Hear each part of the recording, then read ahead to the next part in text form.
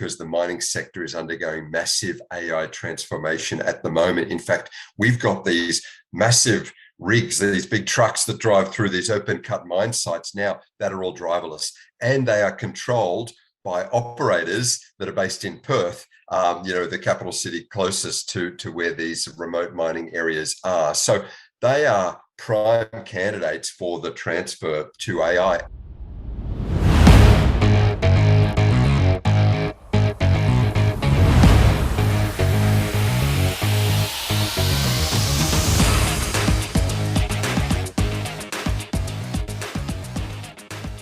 Good morning, good afternoon, or good evening, depending on where you're listening. Welcome back to AI and the Future of Work. Thanks again for making this one of the most downloaded podcasts about the topic. If you enjoy what we do, please like, comment, and share in your favorite podcast app. And we'll keep bringing you amazing conversations like the one we have planned for today. As always, I'm your host, Dan Turchin, CEO of PeopleRain, the AI platform for IT and HR employee service. I'm also an investor in and advisor to more than 30 AI-first companies. And as you know, a firm believer in the power of technology to make humans better. If you're passionate about changing the world with AI, or maybe just looking for your next adventure, let's talk. We learn weekly from AI thought leaders on this podcast. And of course, the added bonus is you get one AI fun fact. Today's fun fact comes from Katie Nuggets, author Nisha Arya, who writes about the ethics of AI. She describes 5 areas that require consideration before adopting AI solutions: bias and discrimination, privacy, transparency, autonomous applications, and job security, all of which I think we cover, if not weekly, at least every other week or so on this podcast. She cites interesting data, including research from Pegasystems, which revealed 72% of 6,000 people surveyed said they are concerned about being forced to use AI at work. These are all important topics, ones we discuss frequently, and will continue to do so in the future. As always, we'll link to the full article in today's show notes. But now shifting to this week's conversation, we often discuss the technology that is automating the future of work. We perhaps don't spend enough time talking about the human element. What's it actually like being an employee whose career may be at risk or whose employer may not share her values? The future of work is about employers embracing the humanness of every employee and creating safe places. Today's guest is an authority in the future of work field, and I've been looking forward to getting his perspectives on how we're doing as an industry using technology to humanize work. Mark McCrindle is a best-selling author, futurist, demographer, and popular TEDx speaker who is regarded as one of Australia's foremost social researchers. He works with senior leaders to help them devise strategies for making their products and services future-proof. Mark's also the host of The Future Report, a podcast featuring the themes of his social research. And without further ado, Mark, it really is my pleasure to welcome you to the podcast. Let's get started by having you share a bit more about your background and how you got into the space. Just a delight to be chatting with you too. Thanks for having me on your podcast. I've always had an interest in people. And so after school, went off to university to get a psychology degree. And I found that fascinating, but moved after that undergrad into the sociology side of things, which, if you like, is not just about individuals, but about how groups interact and how society functions. And from that psychology meets sociology, I started this business researching people. And that's through surveys and in-depth interviews and focus groups, really trying to understand how we operate in our society, or as customers, or as employees, or just as members of the community. And since then, we've moved into the field of demographics, which is, if you like, how we are as a nation, or as a people, as a community, in terms of population and flows and housing and household structures and family types. And all of that gives, if you like, a quantitative overlay on the qualitative side of who we are and how we interact, and back to the psychological side of who we are as individuals. So that's been my journey to link those disciplines together in this field of social research. You authored Work Well-Being, which is kind of like the definitive source about how, as employers, we can create safe places that get the best out of our employees. I'd love to know what inspired you to write the book, and maybe if you could just pick one thing you learned or a bit of research that surprised you and might surprise the audience. Well, the subtitle of the book sort of sums up, I guess, our motivation. It's leading thriving teams in rapidly changing times. And clearly, we've observed the last few years and seen how rapidly changing they are, particularly from a workplace perspective. How we work, where we work, how we interact. It's all changed. And the question for us is, well, how do you lead thriving teams in that regard? We've all seen a lot of people really cut loose almost without an anchor, wondering, well, where do I belong and how do I get that social interaction? And the norms, the mores of the past are not normative today. And we've seen the rise in the mental health pandemic, in if you like, the rise in anxiety levels, in more isolation and individualization. And yet work offers a real solution to that. Our workplaces are based around teams. They're one of the few social bottlenecks through which we pass on a regular basis, where there's meaningful and regular social interaction and connection. So we wanted to work out, with that great opportunity for work and teams and us coming together in our organizations, how can we lead meaningfully? How can we create thriving? How can we ensure our team members not just bring about productivity outcomes, but walk away as better people, as healthier and more engaged and flourishing? So that was really the purpose of the book. And probably one takeaway was just fascinating when we ran this high-level research and we looked at organizations, we surveyed employees, we looked at how engaged they were in the workplace, we looked at the sort of leadership they were exposed to, and we found a very strong correlation between employees that had leaders that would engage with them, that had healthy workplace relationships, that, in other words, had thriving team processes. A strong correlation between those teams and organizations and how engaged the team members were, how strongly referring they were of the brand, how much stronger tenure they had, and how even the performance and productivity was greater. So it turns out that it is good for business to look after our team members because it does bring an ROI. Hopefully, that's not the only reason we lead well and we create thriving teams, but it does lead to that return on investment. It does lead to better business outcomes. Hopefully, that's obvious to all, but we now have the research to back it up, and that was an exciting outcome to find. So a lot of business leaders believe in the concepts that you just talked about, but aren't sure how to measure the quality of employee experiences. Talk us through, from a researcher's perspective, how you collect the data and then how you turn it into something that is quantifiable and/or it's empirical, but how do you measure the quality once you collect the data?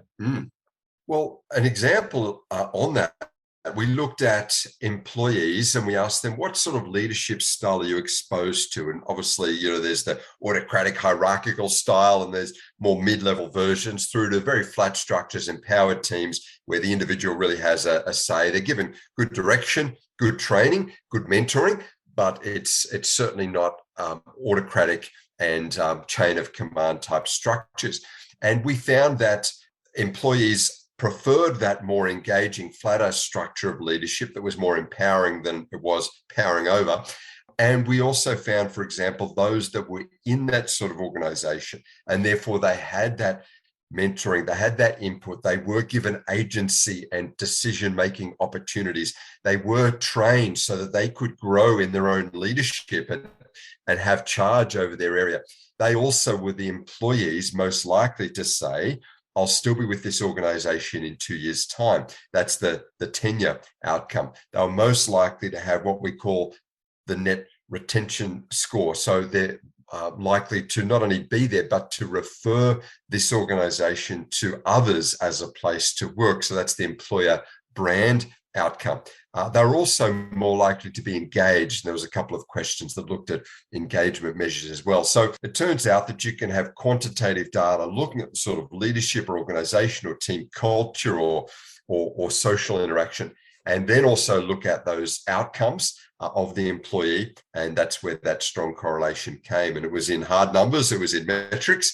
And so it does show what I'm sure we all know, that if we look after our team, they'll look after us. That if we have an organization where we can facilitate good social interactions amongst the team members, that they will not only be more thriving in their team environment, they'll look forward to work, but they're more likely to be engaged and produce better outcomes as well. So yeah, the data backed up what I'm sure we would expect to be the case. So let me challenge that a little bit. We get very comfortable casually talking about better employee experiences directly translating into better business or customer outcomes. But in your research, are there ever examples where maybe what the employee wants, let's say unlimited PTO or a very flat hierarchical management structure where what the employee wants may not necessarily directly correlate to better business outcomes? Yes, you do get that. Here we are in an era where people want flexible work. They want to be able to work from home. They want to spend time with their family. They're looking for to work in a place of diversity and connections where they've got good friends at work. Now, let me contrast that to one of the biggest sectors in Australia, the mining sector. The mining sector can't offer that. Most of the employees are fly in, fly out. So they fly in to remote areas of this big continent in the middle of nowhere. They live in these modular houses, which really are bunk rooms. There's no lifestyle. They're largely alongside other blokes just for 2 weeks on, and then they fly out back to their families for 2 weeks. Similar in mining rigs and other offshore mining and other things. Very low quality of life, very low social interaction, not flexible in terms of time and scheduling, and not particularly conducive to family life and friendships and all of that. So how does the mining get it done in this country? They have to pay people between 20% and 40% more than otherwise they would earn. In other words, they have to buy them. They have to say, you're not going to get any of those things that you want, but we can pay you a lot more than you're getting back in that city job. Are you okay with it? And they do. They fill the ranks. They're able to get it. But here's what they find. The tenure is very low. People are not engaged and they're not particularly loyal. So they will go there. They will do the time, maybe a year, maybe 18 months, maybe 2 years. These are mainly young people. They'll stack up the cash so they can get that deposit on the house, and then they'll leave that organization and they will get back to something that is more conducive. Or maybe they'll stay with the mining company, but take the city job, the office job, and move into management. So that is all to say that, yes, companies can survive without offering any of these lifestyle benefits that employees look for, but it's going to cost them a lot of money. And ultimately, they're not going to have the loyalty and the long-termism with those employees. So it can be done, but it's not an ideal situation. Alternatively, we can, and for most of us in business, in our corporate roles, we probably can't afford to pay 40% above market rates. And we probably want longer term corporate knowledge that comes not just in 1 or 2 years, but over the longer term. We probably want to train our people so they can step up into leadership as well. So it does turn out that those aspects of the flexibility, the work-life balance, the social interaction, the flatter structure, the empowerment, the mentoring, the training, the broad job description, all of that does matter, and it does lead to better outcomes if we are in a sector where we can possibly provide it. So we're here to talk about AI and the future of work. And those two examples that you gave, mining and jobs on oil rigs, are really good examples of jobs that are either dull, dirty, or dangerous, which tend to be good candidates for autonomous intervention. But let's even fan that out more broadly. Are you hearing more and more, not to put words in your mouth, but are employees more concerned that their jobs may be at risk of being automated? And if so, what's your coaching to employers to stabilize employees at a time when, look, the fact is the AI technologies are advancing. There is some threat for certain types of careers, perhaps like mining, where it's possible that a bot could do that job in a way that's less expensive and safer. How do you encourage employers to have these kinds of conversations about the existential threat that AI poses to their careers?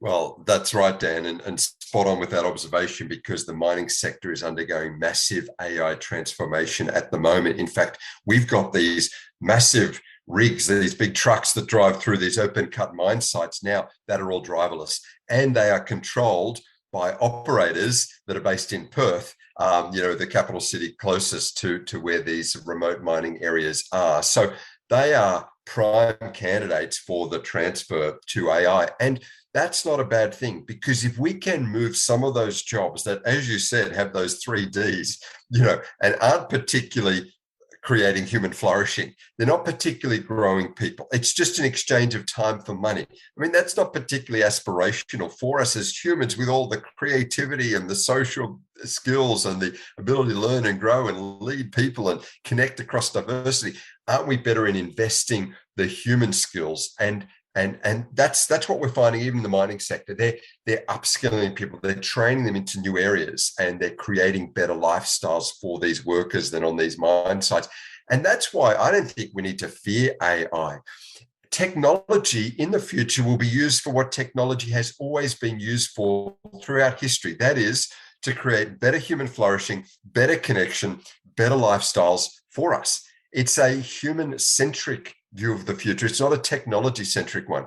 And so we will use technology for good. Now, obviously, it somehow gets used in negative ways, and there's always a fear when new technology comes in. But I think ultimately we will look back at the use of AI and say, you know what, it has added to our lives, not taken away from it. And it's allowed us to work in more value-adding areas. What can't technology do so well at the moment? It's not designed to connect with people and make complex human decisions and build bridges across the diversity of our population. Even in the future, the most essential work skills will be human ones, and we'll use technology to buffer out some of those repetitive processes and things that we're not as geared up to do. But it will be a human-centered one. And I encourage young people, to develop not just their technology skills, but their people skills, their leadership skills, their communication skills, their ability to make decisions in complexity, understanding all the nuance of those decisions. That's what leadership is about. And that is not going to be outsourced to a bot anytime soon.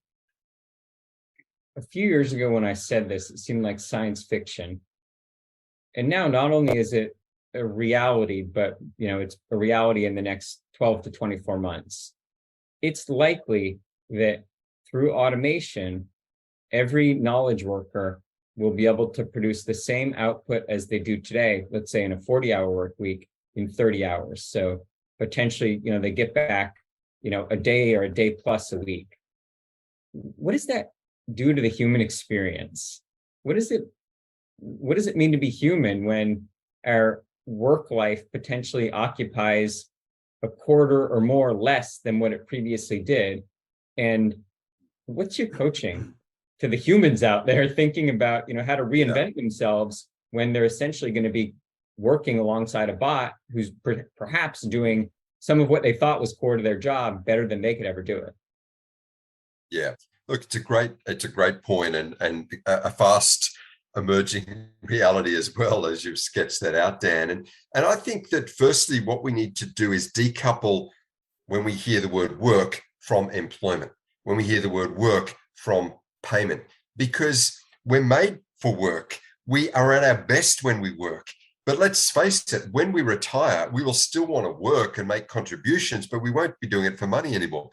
Think about those parents that have taken time out of paid work to raise the children, to educate them, to make some commitments in their communities. Think about all those volunteers who are working, and hopefully we all do a little bit of that here and there, but we're not earning money for that. So work is far richer than just exchanging time for money. Work is far more than just paid employment. And what we will do in the future when we have more time, when we can achieve the paid work outcomes using technology in a shorter period, is that we will reallocate that time to do other meaningful work. And maybe it will be through volunteering in our communities. Maybe it will be spending more time with our families. Maybe it will be working around our house or working with community groups and neighbors. Maybe we'll have more time to allocate to see beyond our own walls and doors our society thriving. I think it's an exciting opportunity. We know that people who get to the point in their life where they can ease off on the paid work, they say that it's the most productive time in their life because they can make other contributions to community, to their church or to their social group or to their community or service organization, whatever it might be. And that's all work, whether we earn money for it or whether it's just a contribution we make. We grow through it. It's part of our identity. It offers the opportunity for contributions and impact. That's what work is all about. So I don't think we need to fear, as we downshift through technology, less time in paid work employment, or even if people go through a rough spot and they're not particularly employed or earning in that same way, because they can allocate their time in other productive ways, in other contributive ways, even beyond just the contractual arrangements. You and I are both sociologists by training, and we are fascinated by organizations, how they emerge, how they exist, how they grow, almost like organisms, why they exist, how they die, etc. In light of the comments that you just made, what's the future of organizational structures when people may be, organizations may be less dependent on people? We may have a combination of machines and people. The outcomes that we're generating, or the output of the labor, may look radically different. We may need different leaders. Not to bait the witness too much, but I would love to get your perspective on the future of organizations in light of the increasing presence of AI. Yes, well, there's a lot of dynamism in our workplaces now. I mean, already you've got people that might be in a team or you're working on a project with, some are in the room in the office and some are virtual.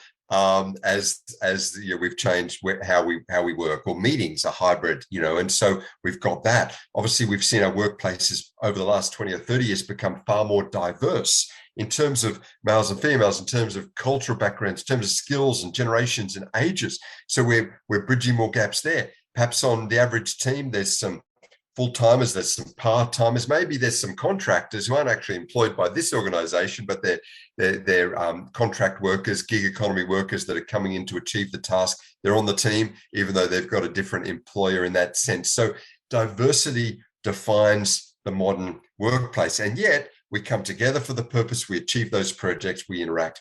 That's why I think leadership is so required, because we're leading people in the room, out of the room, new people, long-termers, different age groups and the like, and we've got to bring across that diversity outcomes, alignment, focus, and connection. And I think the future will just add to that, because we will have some AI in the mix. There will be some bots, if you like, whether that's through an application or a tool, or whether that's even robotics in the mix, and they will be tools useful in this people-centric future. I think that we do need to be really clarified in terms of defining a difference between people and technology. Yes, technology will become a little bit more, sentient in a sense. We will almost have an emotional connection, as some people do with their robo vacuum cleaners in the house. They give them names now because they work harder than any other person in the house as they go back and forth, keeping clean carpets. But clearly we need to keep in our mind as humans the value of the human experience and life and dignity, separate from tools or technologies. But notwithstanding that, we'll be interacting across all of this diversity with fellow human travelers as well as technology. But if we've done so well in adapting to the diversity that we know now and the hybrid work opportunities, I think we will adapt with new technologies into the future. What we don't want to lose sight of in all of this, we're talking about the team working together, is that is so that we can produce outcomes for the customer, for the client, for those outside our organizations. That's who pays the bills. That's why we're there. And if we can, create that flourishing internally, that belonging, that acceptance, that growth, that valuing, then that attitude, that emotional uplift is going to demonstrate itself to the outward facing world as they meet the community needs or the customer needs or the client needs. And I think that's why, the internal customer comes first. The team member, if they're well looked after, will be in a great place to leverage from that to bring about great outcomes for those external stakeholders. And that's what business is all about. The World Economic Forum says that in the next 3 years, AI will eliminate 85 million jobs, but create 97 million new ones. So first question is, do you buy that? And then assuming you do, or even if you don't, what do you think some of those jobs that will be created by AI and related technologies will look like? Yeah. Oh, I do buy that. We're seeing that ourselves firsthand. I'm sure from our own experiences we are, maybe as we drove around in the past, we found toll collectors on bridges or roads that would put coins in their hands. Obviously, that decades ago got automated. In most organizations, there used to be a big reception or clerical pool, the typing pool, or admin teams that would do that typing and that office, back office work. That's all gone as technology has replaced that, and we do our own typing and admin and support. And so those trends have continued. And if we look on the growth side of the new jobs, we've got a new metro system operating here in Sydney, and it's a driverless one. So all of those trains are driverless. We've got a lot of warehousing now that's all driverless in terms of the picking and the operations. Clearly, we've got a lot of AI in terms of now the generative AI that's writing blog articles and putting job descriptions out there, and that's not requiring human input. And so the growth is continuing. You've got fields now for people in robotic technicians and who are utilizing their technology skills to either create the programs or to guide the bots and who are using their skills to create the future of the AI world. So definitely old jobs disappearing as new jobs have emerged. And I think what that tells us is that we don't need to be fearful of the technology. Yes, some of the old jobs are going, but if we look at what those old jobs are, they were factory line old jobs, they were production line, they were things that were repetitive in task. How much better to redeploy those fellow citizens from that production line where they're putting that hole or that rivet in that leather or whatever it was, to something where they can interact with people and bring about great outcomes. In Australia, we've seen massive growth in the need because of our population. We've got an aging profile. We've got more needs in terms of ability and other issues, health and aged care. And so we've had a massive growth in the people working in the personal services area, in aged care, in health care, in disability care, in the carer roles. And so we've got people that were working in very manual procedural tasks, now working with people and families and bringing outcomes, and they are far more fulfilled. And so there's going to be new needs with demographic change, with population change, or with technology change, and a lot of the old jobs disappearing are, quite frankly, ones that we didn't really need to keep. Now, it's confronting at the time when you're the one that's losing that job in the factory. We understand that. But there's also pretty good focus now on retraining, on outplacement, and on career counselling as they redeploy into new roles. And the outcomes generally for the individuals, we found in our own research, are in the medium term positive. We've had some great conversations on this show in the past about learning platforms that are helping employees in those jobs that are easily automated, reskill and upskill. And I firmly believe that that's the best version of a human if we can use this opportunity, this introduction of these new technologies as a way to pick up our head above the tree line and say, if I'm doing a job that's, to your point, the rivet, punching the hole in the leather, or whatever it is, screwing the cap on the toothpaste, maybe now's a good time. Maybe that's just not a great job for a human. And there's a job out there for me that is a great job for a human that I would love. And I really hope that that's the transformation that this current wave of technologies catalyzes. Now, Mark, let's say it's a decade from now and we're back having a version of this conversation. Polish your crystal ball. What is one workplace behavior that is common that today would just seem like science fiction? Wow, what a great thought. I mean, we sometimes can be a bit cynical about these forecasts, and we say, is that really going to happen? Is that going to be the outcome? I mean, let's for a moment think about workplace situations that are common now that a decade ago we never thought would happen, like being able to run my job from my spare room at home, to work from home. How's that going to happen? Here we are in a work from home environment. Or that you would get with your fellow team members and you would spend a day, putting on a t-shirt, going out to maybe a shelter or an area to distribute food parcels to the vulnerable. These volunteering days, these team-based days where we add contributions to our community. That's mainstream in a lot of corporations now. Or take team building days where you go on a yacht together and you put up the sails and you guide the yacht around a harbor and you grow your leadership. That was unheard of 30 or 40 years ago. And now these team days where you develop that learning together through outdoor experiences is more normative. So I think in the future, we'll see more of that. I think that we will start to see AI used in a workplace setting to monitor how people interact, even from the physical interactions, the bump spaces, the socialization, who we go and talk to, this floor plan mapping to create better layouts and workspaces that create thriving and interaction. Because here's the thing, we don't need to go to an office or a workplace to get the work done. We can do that from home, and increasingly that'll be the case. And yet, a core part of the human experience is the social interaction, is the connection. And that doesn't just happen through a digital. It has to happen in face-to-face. We're tactile. We want to look someone in the eye, shake a hand, give a hug, share a meal, have a coffee together and look someone in the eye. And so the future of work won't just be work from home. The future of work will be gathering in workplaces and connecting and discussing around tables.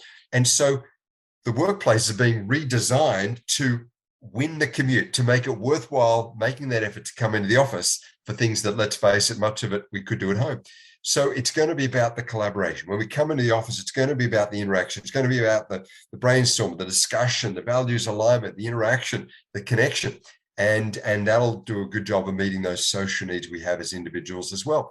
And therefore, we're starting now to see AI map the interactions of us in our offices or workspaces to make sure they can be redesigned for better social connection, inclusion, and flourishing. We're going to see in the future our offices, our workspaces be redesigned with that in mind. We'll have larger kitchens and more opportunities to eat together. We will have more meeting rooms that'll have as their purpose innovation, collaboration, discussion, not just productivity. Forget about the workstations. We don't need to go to a place and sit there at a computer to get the work done. And so we'll see redesigns of workplaces. They'll probably end up having larger rooms and bigger spaces. So we're not even going to need to downsize them as much, but we will achieve more social purpose in our workspaces. And that's probably, we're just at the very start of that, but we'll see that even more in a decade than what we currently do. I look forward to having that conversation with you in a decade, and we'll see how you did. But I have a good feeling about that one. That's a good set of thoughts. Hey, Mark, we're unbelievably we're about out of time, but I'm not letting you off the hot seat without answering one last question for me. And here I am in the cradle of Silicon Valley, and you're in an amazing city in Sydney. And oftentimes in Silicon Valley, we get caught up in our I call it navel gazing.